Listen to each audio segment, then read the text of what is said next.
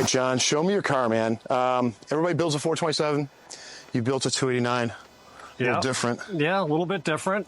Don't really see a whole lot of these. Nice. Which is nice. Oh, you got each side. Very nice. Yeah, each side makes it easier, certainly on windier days. Plus, when you're working on the engine, if you want to, not have this here, you can just use the other side. That's great. Makes it a little bit more convenient. Everything about it is well appointed and really considered, carefully considered. I mean, I see a 289. I got it.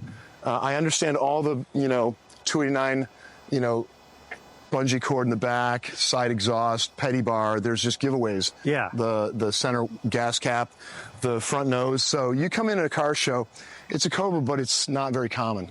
Correct. It's not. Usually I'm the only 289. Yeah. And I know there are others around. I mean, there's going to be one down the Cape soon. And if you look at sales, though, we'll do 250 Cobras a year. We'll do 15 289s. Yeah, not a lot. That's not a lot. And that's all over the country, all over the world. Yeah, and that's since 2014, right? Yeah, yeah. That when I think we launched in 2014 at SEMA. I think we were in production in 2015. So it's been what, 7-8 years? Yeah. Yeah. So it's not a big number. But okay, so the community parts they're in here, because just the stuff that we sell, a lot of the stuff, like right off the bat, I knew that was Breeze Automotive before you told me. Right. And honestly, you can't see out of the mirrors. You use the center mirror, don't you?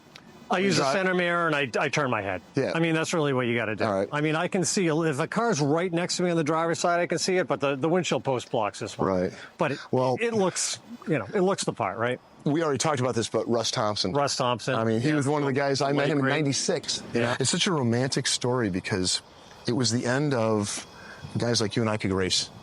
After that, like the Ford GT program, the GT40 program, that was millions of dollars. Yeah. And from there on out, maybe NASCAR was a holdout for 10 years, but you couldn't succeed in on the world stage anyway, in racing without huge money.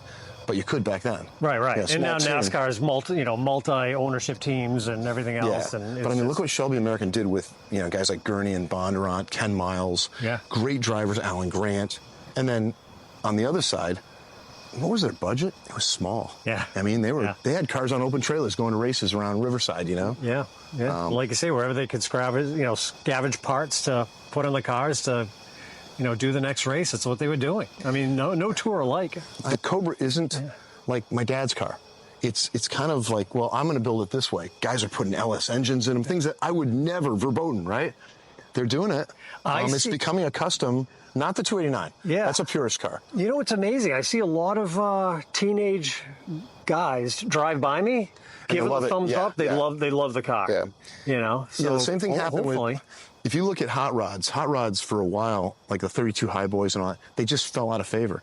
They're coming back now, but they're coming back with a different generation. Yeah. You look at demographics right now, Tri-5 Chevys, the guys who love them are getting too old, and the kids haven't loved them yet. So 10, 15 years ago, a Tri-5 Chevy was 150 grand. Now it's 50 grand. Yeah. Like, guys put so much money into them, and they're giving them away now. Yeah. So I think the Cobra has kind of transcended that. It's become kind of a hot rod of a new generation.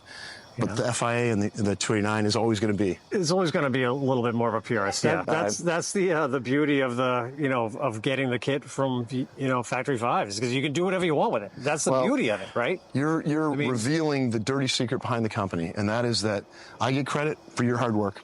You say it's a Factory 5. It's not. Go inside. That's a Factory 5, the kit, right? Yeah, but it's where you get it from. It's where it originated, right? So it's also why our relationship starts when the kit is sold, not before that. Yeah. The car dealership, the taillights, see you later, and they got your money, right?